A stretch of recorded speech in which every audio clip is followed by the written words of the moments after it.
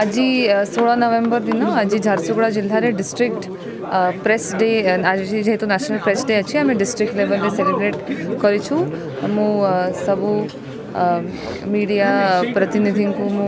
धन्यवाद जनाइबी आज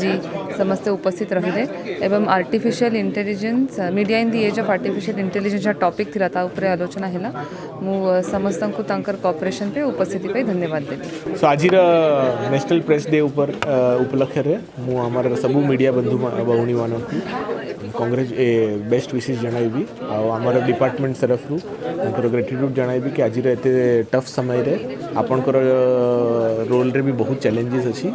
मु आशा रखुची कि जमी आम सब बेड़े कहूँ कि डेमोक्रेसी फोर्थ पिलर आपनकर काम आपन भल करने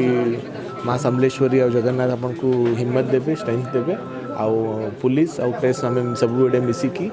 लोकर केमी भल काम करें से मु चेष्टा करी आमर झारसुगुड़ा पुलिस तरफ आमर सब बंधु मीडिया बंधु भौणी